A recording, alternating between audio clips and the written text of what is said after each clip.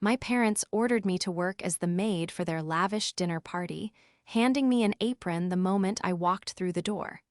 They wanted to impress a powerful CEO for my brother's sake. What they didn't know was that the CEO was my business partner, and he called me boss. This is where the story truly begins, and you won't want to miss what happens. Make sure you're subscribed to see it through to the end. We're always curious. Where in the world are you all watching from today? Let us know in the comments. The phone call came on a Tuesday, a day when the city air was thick with the promise of rain and my own exhaustion. I was in the final stages of closing a Series B funding round for my company, a grueling marathon of presentations, negotiations, and sleepless nights. My desk was a chaotic landscape of financial projections and legal documents. I had just hung up with my lead investor, my mind still buzzing with figures and clauses, when my mother's name flashed across the screen. I sighed, pinching the bridge of my nose. A call from my mother, Margaret Vance, was rarely a source of comfort. It was usually a summons. "Eleanor," she said, her voice crisp and devoid of any warmth. There was no hello, no how are you. Just my name, spoken like an order. "You're free on Saturday week, aren't you?" It wasn't a question, it was a statement. In my family's world, my time was assumed to be perpetually available, a blank space they could fill at their convenience. "I'm not sure, Mother," I began, trying to sound polite but firm. "We're in the middle of a critical phase at work. It's really all hands on deck right now." "Nonsense," she cut in sharply. "That little computer thing you do can wait. This is important. It's for your brother." Of course, it was for Daniel. It was always for Daniel. He was the golden child, the brilliant legal associate with a corner office in a downtown firm. I, on the other hand, was the inexplicable disappointment. My quiet, behind-the-scenes success in the tech world was something they couldn't brag about at their country club, so in their eyes, it didn't exist. I was just Ellie, the daughter who played on her laptop. "What does Daniel need?" I asked, already feeling the familiar weight of resignation settle on my shoulders. "It's not what he needs," she corrected, her tone laced with condescension. "It's an opportunity. Your father and I are hosting a small, exclusive dinner party. We've managed to secure a very important guest, a Mr. Alastair Hayes. He's the CEO of a massive corporation, an absolute titan of industry. This is Daniel's chance to make a connection, to find a real mentor." The name hit me like a physical shock. Alastair Hayes. I swiveled in my chair, my eyes landing on the signed preliminary agreement sitting on the corner of my desk. The agreement was between my company, Innovatech Solutions, and his corporation. We had been in discreet talks for months, and Mr. Hayes was about to invest a sum of money into my work that would not only change the trajectory of my company but the industry itself. My parents knew nothing about it. To them, I was just Ellie. "I see," I said, my voice carefully neutral. "That sounds like a great opportunity for Daniel." "It is," she confirmed, a note of smug satisfaction in her voice. "Which is why we need everything to be perfect. Your father and I will be far too busy entertaining Mr. Hayes and the other guests, and Daniel needs to be free to network. So, we need you to handle the kitchen and the serving." I froze, the phone feeling cold against my ear. For a moment, I was certain I had misheard. "You want me to cater the party?" "Don't be dramatic, Eleanor. We'll order the food from that little French place you like. We just need you to heat it, plate it, serve it, and clean up afterward. You're so good at that sort of thing, and it saves us the expense of hiring staff. We need to project an image of effortless elegance, not hired help." The irony was so staggering it was almost comical. She wanted the illusion of class, and her solution was to turn her own daughter into the unpaid, invisible servant. I was 38 years old. I was the founder and CEO of a company valued at 9 figures. I managed a team of over 100 brilliant engineers and developers, and my own mother was asking me to put on an apron and serve canapés to her guests so my brother could get a leg up. The request was so deeply rooted in our family's dysfunctional dynamic, so perfectly illustrative of my designated role as the family workhorse, that a part of me wasn't even surprised. I was just tired, so profoundly, bone-deep tired. "Mother, I don't think I can." You will, she interrupted, her voice hardening. Don't be selfish. This is for your brother's future. Be here at 4 o'clock sharp to start prepping. Wear something simple. Black, preferably. You need to blend in. She hung up before I could form another word. I sat in silence. NCE, the hum of my office suddenly deafening. For years, I had swallowed their dismissals, their casual cruelty, their complete and utter disregard for my life. I had accepted my role as the family footnote, but this felt different. This wasn't just a slight, it was a deliberate, calculated act of humiliation. They didn't just see me as less than my brother, they saw me as less than their guests, as someone who belonged in the kitchen, out of sight. The betrayal was worse than the diagnosis of their ignorance. It was the confirmation of it. The silence in my office after the call was heavy, thick with unspoken resentments that had been accumulating for 2 decades. I stared at the city skyline, the towering monuments of glass and steel that represented the very world I had conquered, a world my parents refused to see. My first instinct was to call her back and unleash a torrent of fury, to finally list my accomplishments like a prosecutor presenting evidence. I wanted to scream my company's valuation, the number of employees who depended on me, the fact that the man they were so desperate to impress was, in fact, courting me. But I didn't. An old, familiar exhaustion washed over me, the kind that comes from fighting a battle you know you can never truly win. Arguing with my mother was like arguing with the tide, you just ended up tired and salty. Instead, my phone buzzed again. It was Daniel. Of course, it was Daniel. He was the reinforcement, always sent in to manage any potential dissent from the ranks. "Hey, Elle," he said, his voice oozing a practiced, casual charm that I knew was reserved for people he was managing. "Mom told you about the party." "She mentioned I'm on dish duty," I replied, my tone flat. He chuckled, a sound that grated on my nerves. "Oh, come on, don't be like that. You know how they are, they just want everything to be perfect. And you're so organized, you make things run smoothly." It was the same old script. Frame the exploitation as a compliment. My competence was not a skill to be respected, but a resource to be used. "I have a company to run, Daniel," I said, the words feeling weak even to my own ears. It was a fact that held so much weight in my world, yet it turned to dust in theirs. I know, your little startup is keeping you busy," he said, the condescension dripping from his words. "But this is a big deal for me. Hayes is a kingmaker. A good word from him could change my entire career path. Can't you just help out for me? For the family." For the family? That was the cudgel they always used, the one that left the deepest bruises. It was the justification for every demand, every dismissal, every time I was expected to shrink myself so Daniel could shine. I had paid for his final year of law school when my father's sure-thing investment went south, a fact I was sworn to secrecy about. I had co-signed the lease on his ridiculously expensive apartment, the one my parents bragged about as proof of his success. I had done it all quietly, for the family, hoping that one day my contributions would be seen, that my love would be reciprocated. It never was. "What is it you think I do all day, Daniel?" I asked, a genuine curiosity in my voice. He paused, caught off guard. "What do you mean? You do that, coding stuff.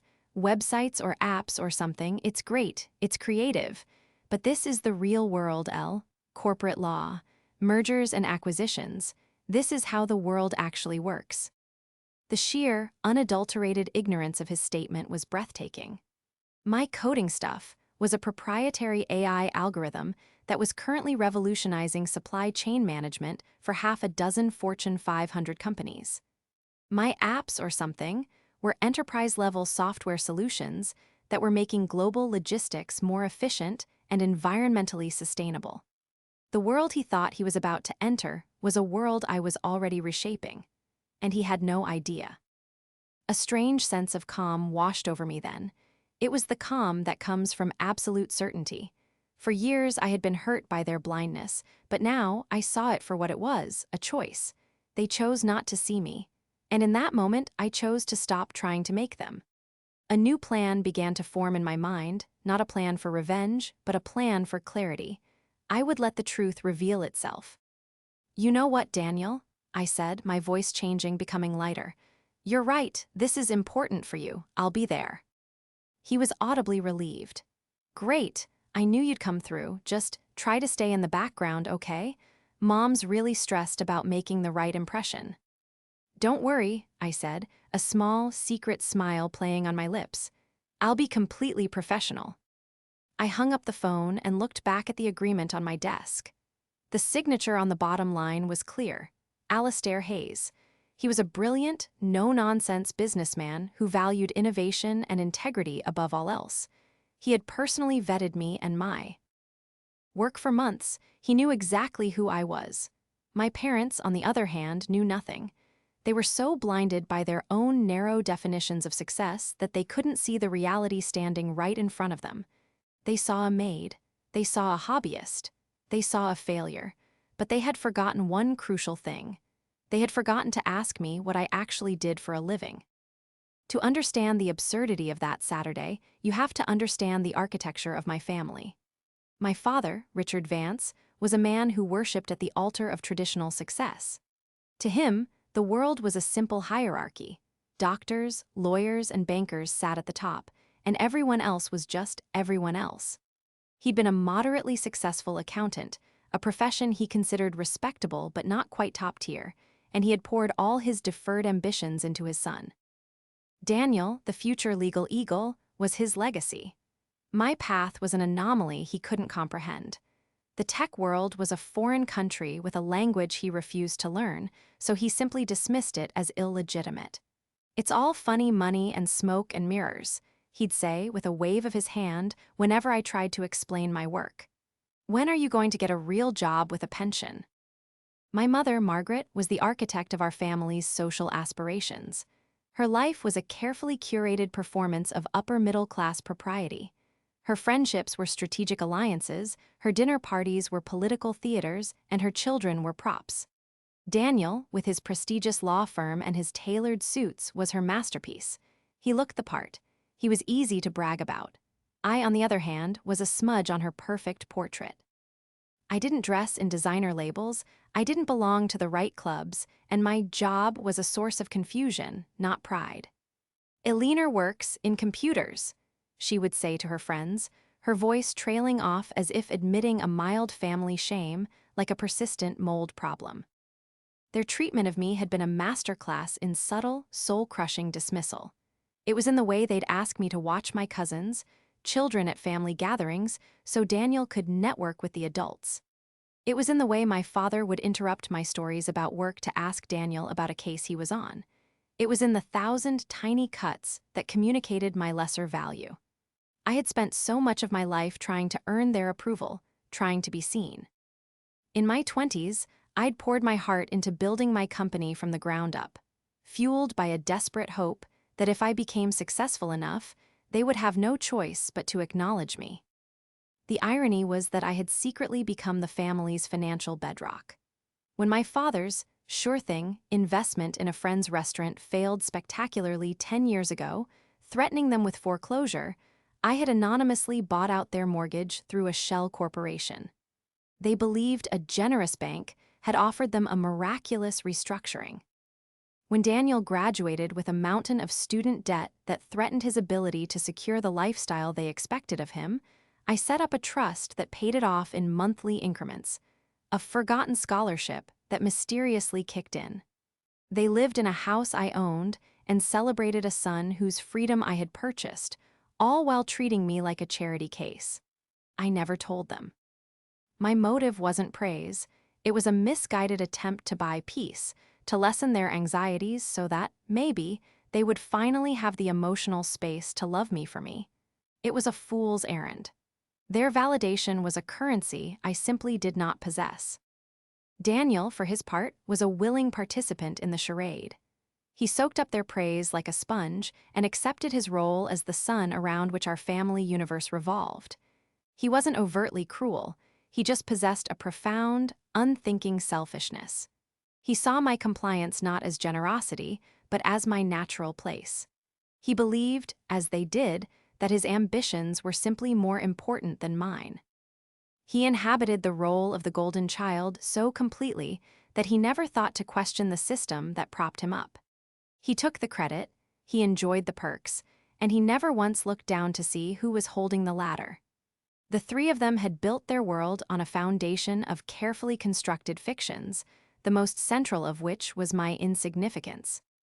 And this dinner party for Alastair Hayes was meant to be the crowning achievement of that fiction, the moment their brilliant son was anointed by a true king of industry.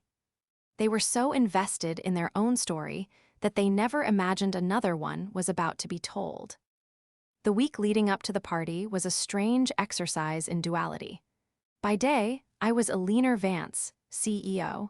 I was commanding boardrooms, finalizing the complex legal framework of the Hayes investment with my team, and making decisions that would affect the lives of 100 employees.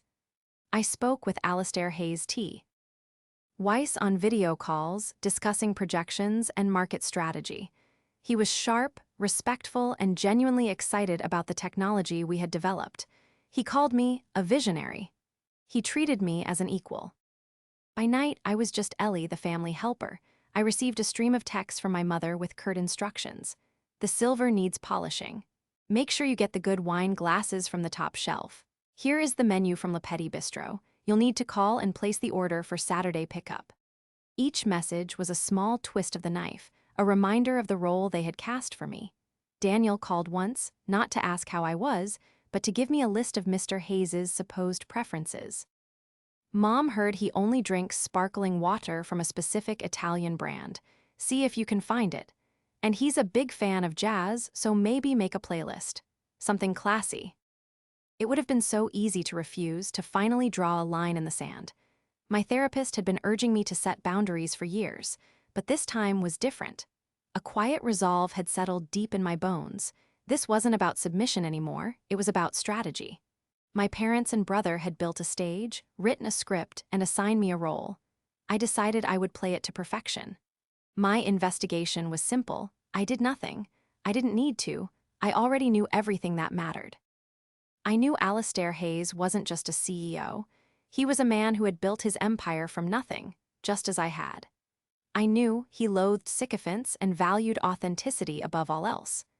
I knew he was coming to this dinner not to mentor some random lawyer, but as a courtesy to a mutual acquaintance who knew my parents and had no idea of my connection to them. And most importantly, I knew he was coming to see me.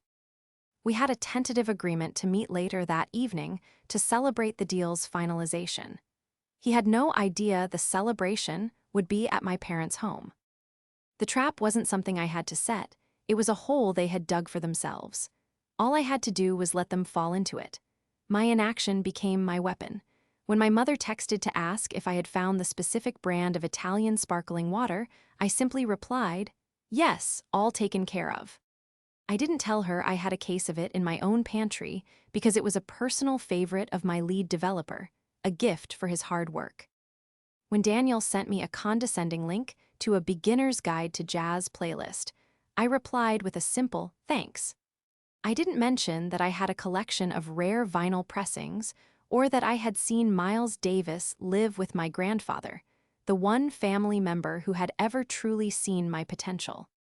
The turning point came on Friday evening. I was sitting in my apartment, looking out at the glittering city lights, when a profound sense of peace settled over me. For the first time, I wasn't angry or hurt. I was simply ready. I was no longer the passive victim of their narrative.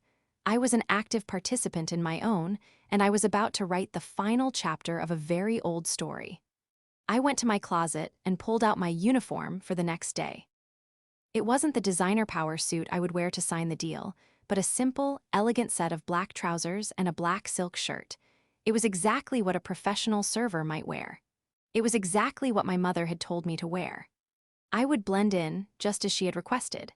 I would be invisible, right up until the moment I became the most visible person in the room.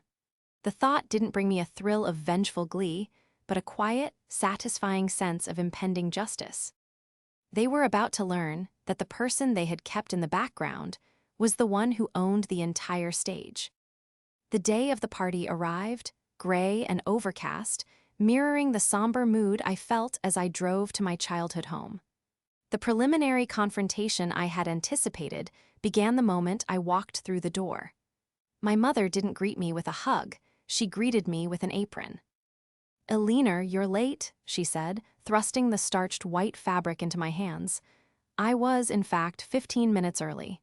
"The caterers just dropped off the food. It needs to be organized. And for heaven's sake, put your hair up. You need to look tidy." I said nothing, simply tying the apron around my waist. The knot felt symbolic, like I was tying myself to this role one last time. My father walked in from the study, a glass of scotch in his hand. He glanced at me, his eyes sweeping over my simple black outfit and the apron. "Good," he grunted. "Your brother is upstairs getting ready. He needs his suit pressed. See to it, will you?" This was a new low. I wasn't just the cook and server, I was now the valet. The request was so blatant, so demeaning that I felt a flicker of the old anger. But I pushed it down, replacing it with a practiced calm. "The steamer is in the laundry room, isn't it?" I asked, my voice even. My compliance seemed to satisfy him, and he retreated back to his S. Tutty without another word. I found Daniel in his old bedroom, admiring himself in the mirror. He was wearing an obnoxiously expensive suit, the one I knew for a fact had been purchased with a credit card I secretly paid off. He saw my reflection in the mirror and smiled his charming, empty smile. "Hey, Elle, looking the part," he said with a wink, gesturing to my apron. "Listen, when Mr. Hayes gets here, I need you to be on point. Keep his glass full, sparkling water, remember, but don't be intrusive. And whatever you do, don't try to talk to him. It would be awkward." "Awkward," I repeated, my voice dangerously quiet. "Why would it be awkward for your sister to speak to a guest?" He finally turned to face me, his expression turning serious, as if explaining a complex legal theory to a child. "Because, Ellie, this is a professional setting. It's about optics. My parents are presenting our family as well as a certain type of family.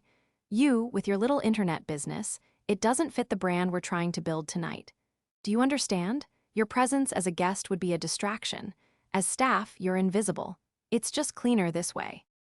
There it was, the truth laid bare. It wasn't just that they didn't understand my career, it was that they were actively ashamed of it. My reality was an inconvenience to their fantasy. The reveal in this moment wasn't for him, but for me. It was the final confirmation that any hope for their understanding was a waste of my energy. My calm, which had been a strategic choice, now became genuine. His words had no power to hurt me anymore. They were simply data points, evidence of a delusion I was no longer a part of. "I understand perfectly, Daniel," I said, my voice so serene it seemed to unnerve him. I picked up his suit jacket from the bed. "I'll just go press this for you. We wouldn't want any wrinkles to distract from the brand." His reaction was exactly what I expected. He took my easy agreement not as a sign of my own secret knowledge, but as proof of his own superiority. He saw my submission and felt powerful, secure in his place as the center of the universe. He puffed out his chest, straightened his tie, and gave me a condescending pat on the shoulder. "Thanks, Elle, I knew you'd get it. You're a good sister." As I walked out of the room, jacket in hand, I felt a profound sense of pity for him. He was so confident, so sure of the script. He had no idea that he was just a minor character in a play that was much, much bigger than he could possibly imagine. And the playwright herself was heading down to the laundry room to steam his jacket. As 4 o'clock became 6, the house transformed. The lights were dimmed, the classy jazz playlist I had ironically compiled filled the air, and my parents morphed into their roles as the gracious, sophisticated hosts. Margaret floated through the living room in a silk dress, adjusting flower arrangements and laughing with a brittle, high-pitched sound. Richard stood by the fireplace, swirling his scotch and pontificating to a neighbor about the stock market. Daniel was a whirlwind of practiced charm, shaking hands and making self-deprecating jokes that were designed to sound humble, but actually highlighted his ambition. I remained in my designated place, the background. I moved silently between the kitchen and the dining room, refilling glasses, arranging appetizers on silver trays, and ensuring everything was, as my mother had demanded, perfect. I was the ghost in their machine. They looked right through me, their eyes sliding past me as if I were part of the furniture. The other guests, friends of my parents and colleagues of my brother, followed their lead. I was the help. A polite nod here, a thank you there, but no real acknowledgement. No one asked my name. The case against them built with every passing moment. I watched my mother brag to a friend about Daniel's incredible work ethic, conveniently omitting the fact that I had funded his bar prep course. I overheard my father telling a fellow country club member that Daniel was on the fast track to partner, a wild exaggeration of his actual position. The entire evening was a monument to their curated fiction. They were selling an image of a perfect family, a dynasty of success, and the centerpiece of that image was Daniel. The tension began to escalate around 6:45. Mr. Hayes was due to arrive at 7, and my mother's polished composure started to crack. She began pacing, smoothing her dress, and shooting anxious glances at the front door. "Where could he be?" she muttered to my father. "It would be so rude of him to be late." Daniel, ever the smooth operator, tried to calm her down. "Relax, Mom. Men like Hayes operate on their own time. It makes them seem more powerful." At 5 minutes past 7, the doorbell finally rang. A collective hush fell over the room. This was it, the moment of anointment. Margaret took a deep, steadying breath, pasted a radiant smile on her face, and glided toward the door. Richard stood beside her, looking solemn and important. Daniel positioned himself just behind them, ready to be presented. I was standing near the dining room entrance, holding a tray of fresh champagne flutes, perfectly positioned to watch the curtain rise. My mother pulled the door open to reveal a man who commanded presence without any effort. Alastair Hayes was tall and silver-haired, dressed in a simple but exquisitely tailored gray suit. He had a warm, intelligent face and eyes that seemed to take in everything at once. "Alastair, we are so utterly delighted you could make it," my mother gushed, extending her hand. "Mr. Hayes, an honor. Richard Vance," my father said, his voice booming with false confidence. Mr. Hayes shook their hands politely, his expression pleasant but neutral. "Thank you for the invitation, Margaret, Richard. A lovely home." "And this," my mother said, practically shoving my brother forward, "is our son, Daniel. Daniel has followed your career for years. He's an associate at Sterling and Croft and is a tremendous admirer of your work." Daniel stuck out his hand, his smile wide and eager. "Mr. Hayes, a true pleasure to meet you. I've read all about your latest merger. Absolutely brilliant." And then it happened.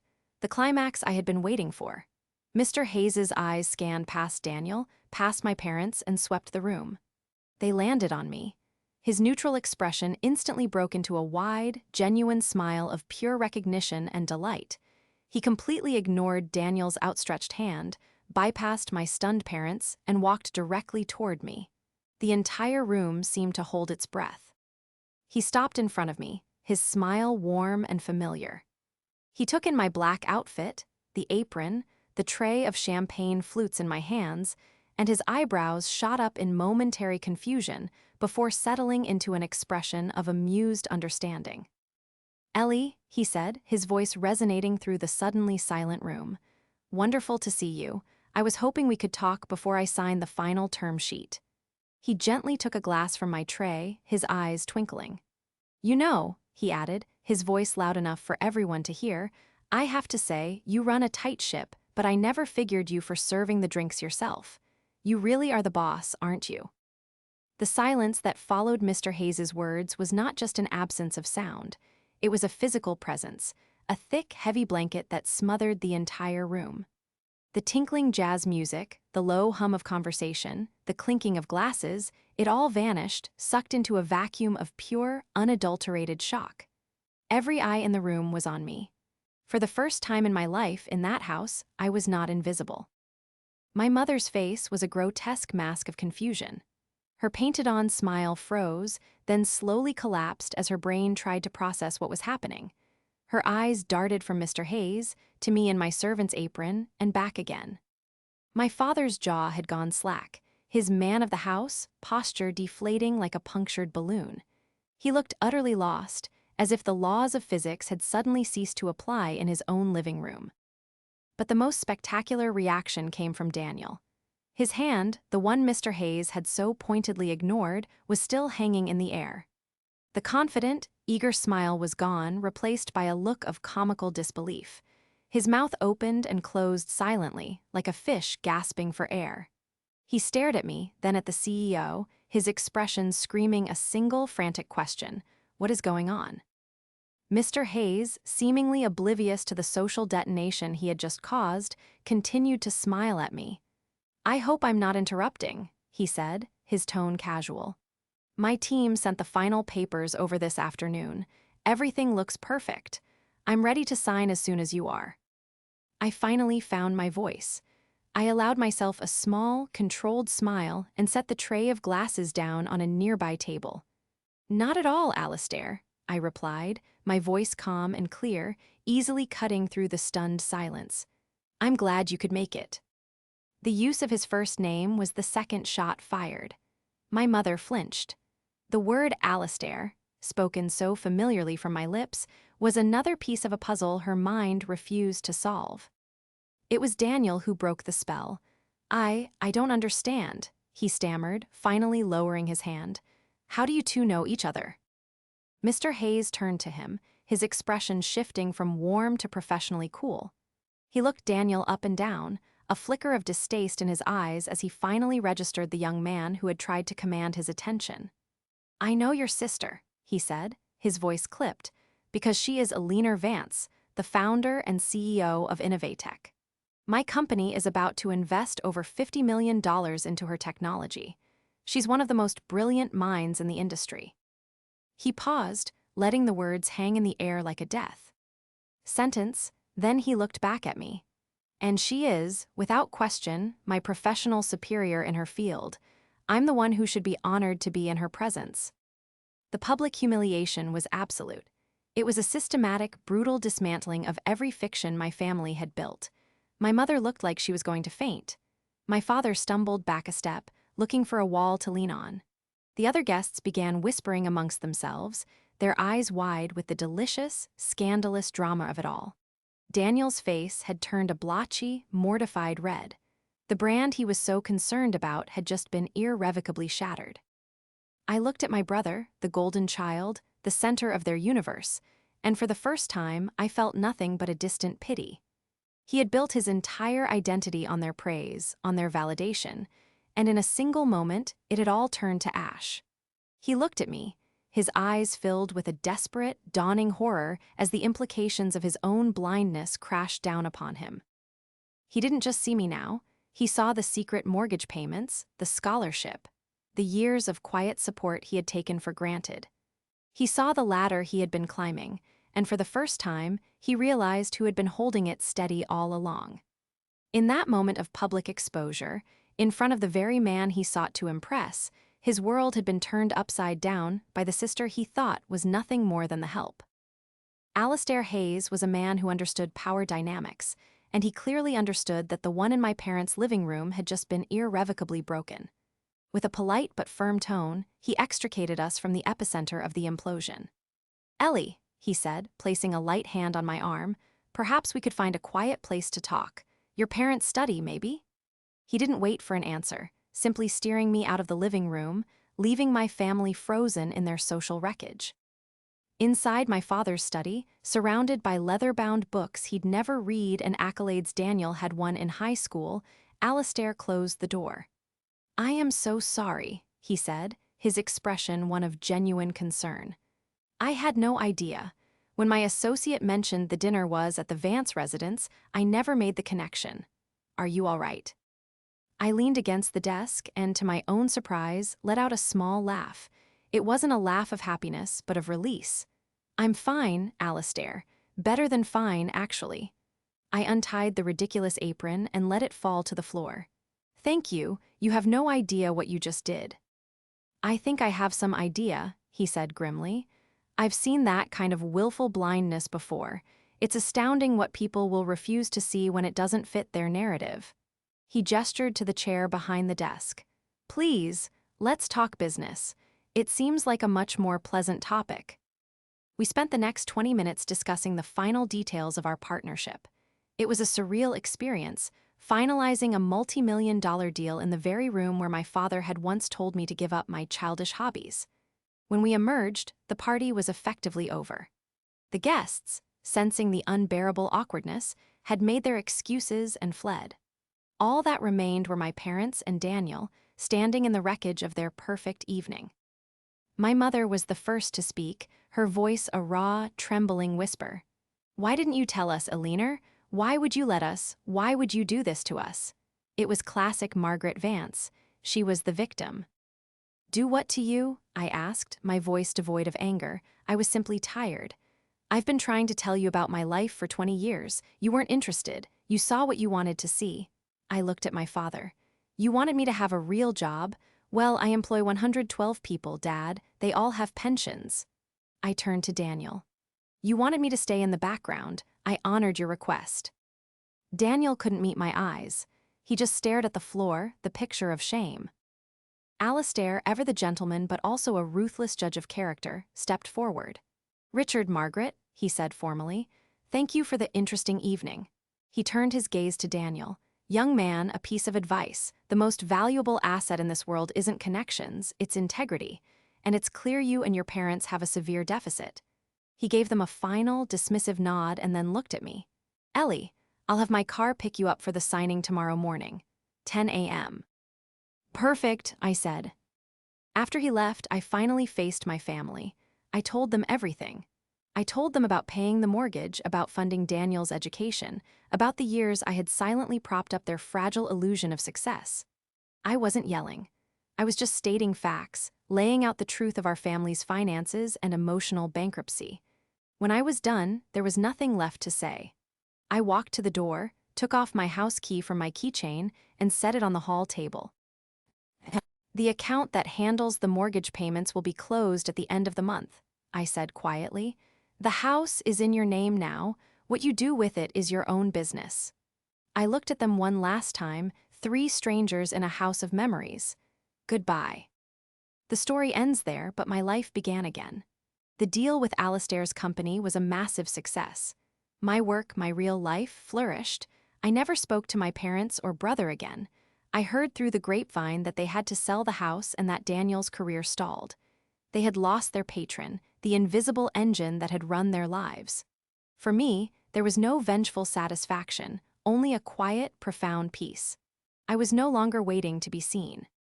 I was finally, completely, and unapologetically visible to the one person who mattered most: myself.